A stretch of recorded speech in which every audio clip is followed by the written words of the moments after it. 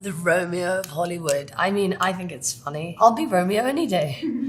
Here, take me as your Romeo. Hi Vogue, it's Cara Delevingne here. Welcome to my life and looks. There's nothing too embarrassing in here, so let's see. Okay. Oh wow.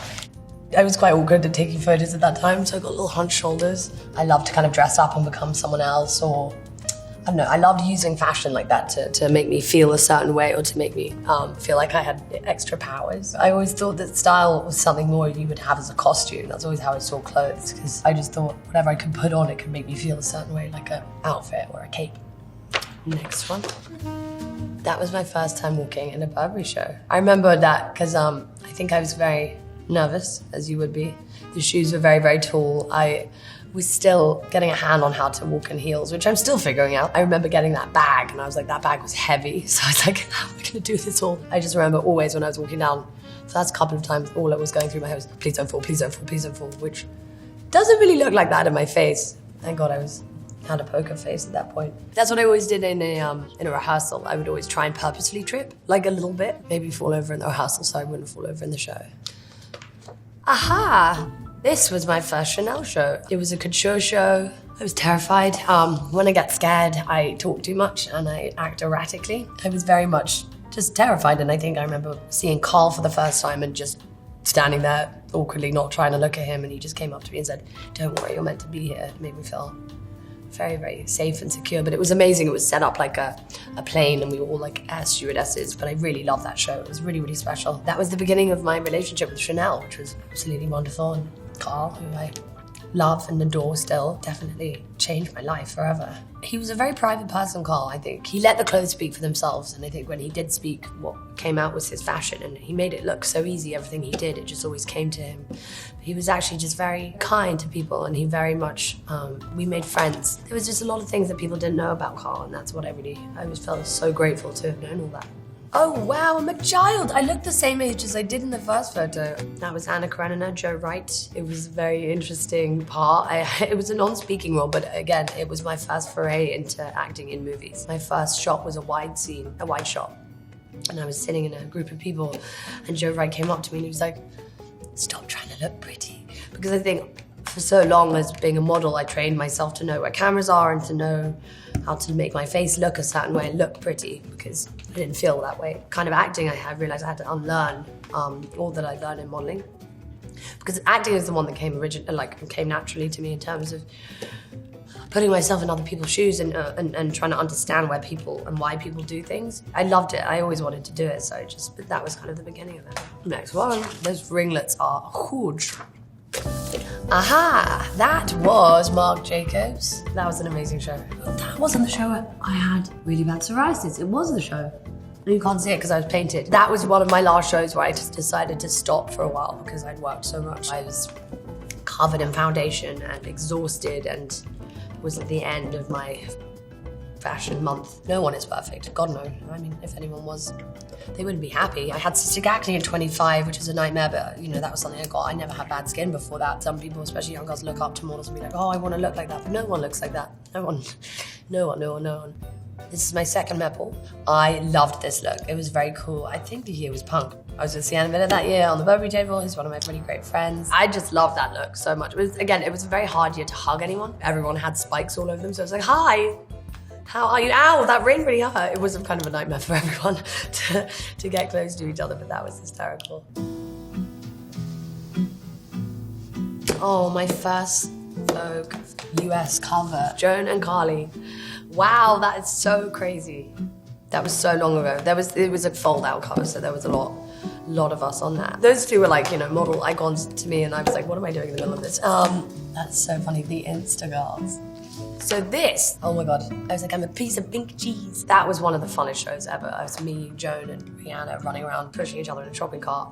I definitely wanted to steal a lot of things from that thing. I mean, a Chanel chainsaw, it did work, by the way. I didn't turn it on, but apparently it did. But that was very sweet, yeah, because at the end I walked around with Carl, which was very, very nice. But he always liked to push me and I didn't know he was pushing me into doing things that I didn't think I could do. He got me and Pharrell to do a whole movie that he directed and recorded a song together, but he always asked me my opinion on things and asked me what I would do if I did a fashion show. And I just always found it very funny because I was like, why does he want to know what I think? I mean, I just thought I was always weird and a bit goofy, but he always just made me feel a lot more confident in my creative ideas than I ever did, which I never really realized how much confidence he gave me, just not as a model, but as an artist. He didn't want me to see myself as a model. He wanted me to believe in myself more than that, which was very, very sweet.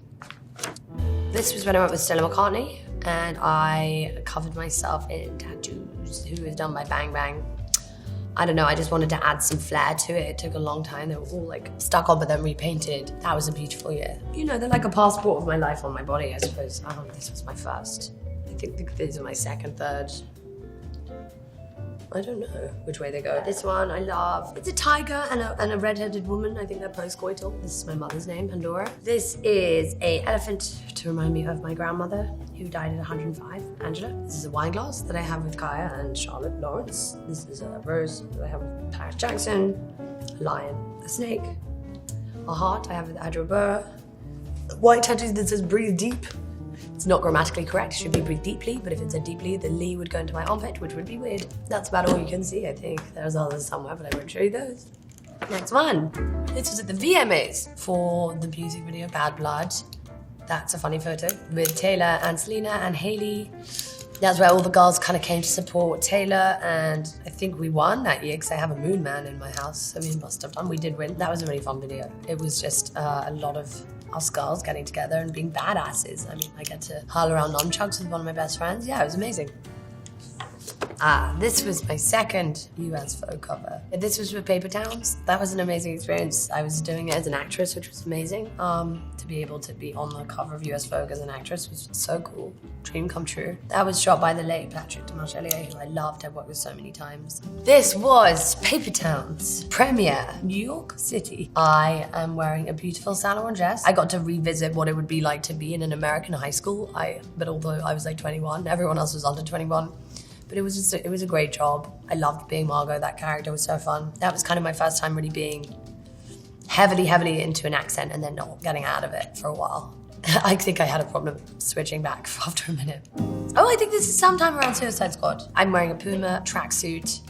I look like a boss. I've got my glasses on. No one can stop me with my ferocious street style. Puma have been an amazing company to work with. I've been able to start working with the Trevor Project, design different collections. I did one with Olivier from Bauman. I've done my Exhale collection, which is my yoga collection. I designed the Pride collection with them, which also is so helpful because I love being able to do something that can help other people, you know, in terms of the proceeds. They're really out there trying to make a difference because I think out of all these really big companies, they really want to, you know, try and push the envelope in terms of sustainability. This is Chanel. Carl always liked me to kind of have my own take on wearing Chanel looks.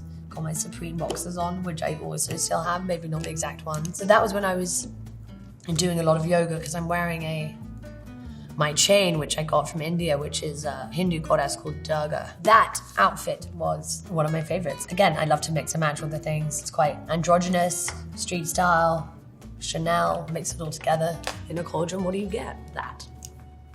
Wabam! Chanel, Met Ball. Sparkly, bald. So I had to shave my hair for my role in Life in a Year, which I was adamant about doing. That was done by my wonderful makeup artist, Romy. It was such a cool thing, because again, having your head painted and looking amazing. I mean, it was very, very cool. During that part that I did and during that time, I was quite self-conscious about my femininity and what hair actually meant to me and how much it really affected how I felt like a woman or not. And I think realizing how beautiful you can be and how, for me personally, I didn't realize how much hair meant that I could hide behind it and feel that way. So that was a really big moment for me to see that and be like, oh my God, I don't need eyebrows, I don't need hair to feel gorgeous, to feel feminine, to feel masculine, to feel good. I just needed to feel that within myself. This is one of my favorite looks, actually. Wow. This is Iris Van Herpen Valerian premiere in LA. That was major. That dress was so, so cool. I mean, the fact that you can't see anything like my nipples or my vagina is amazing. The royal wedding. A royal wedding. That was Eugenie's wedding. That was one of the funnest I don't know, the funnest weddings I've been to in a while, but that was the first time I was like, you know what, I could wear a suit, right? It was a morning suit, I had a tailcoat. Also so much more comfortable, so much more easy, although I still was wearing heels. I love that look, the cummerbund, man. I got a little toothpick in, really using that moment. Love that. Next one, Chanel. That was the last Chanel show I ever did. That was an amazing one. It was really beautiful, really whimsical. You know, being able to kind of go back and do a collection with Karl Lagerfeld, really thinking about what he taught me. And I was thinking, God, what would Karl do? He would always take things that he knew best of himself. And so for me, it was, again, I don't even like saying genderless because I think all clothes, why do they have gender? Why does this have to be for a group of people, this have to be for another group of people? And to be able to bring sustainability into that, it just kind of meant something different for me. And again, the collection's subtle. They're not like huge, crazy things that you would see, but they're all pieces of clothing that I want people to have for a very long time, and I want anyone who wears it, for the clothes not to wear them, for them to wear the clothes and see how they wear it differently and to see what they do with it. So I kind of want it to be people's collection, not ours, I suppose. This is the Met Ball. This is it queer? What was the year? Camp. It should have been queer, okay? I think this was my favorite. Yeah. Because that Kane was super glued in the car on the way there, which was hysterical. There were so many different options of what we were gonna do, and at the end of it, we were just like, let's do it all, because it's camp, why not? That headpiece halfway through had to come off my head, because that was hard. The chattering teeth were funny, because you could just wind them up and I was walking around chattering away. The next one. That was the Carnival Row press night in London. I'm wearing Balmain. Olivier is one of my closest friends, but he's also a wonderful, amazing designer.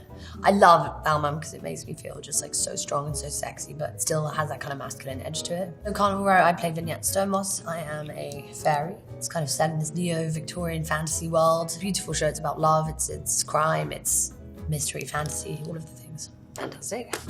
Only Murders in the Building. That is Alice Banks. That is a character I'm playing on Only Murders in the Building.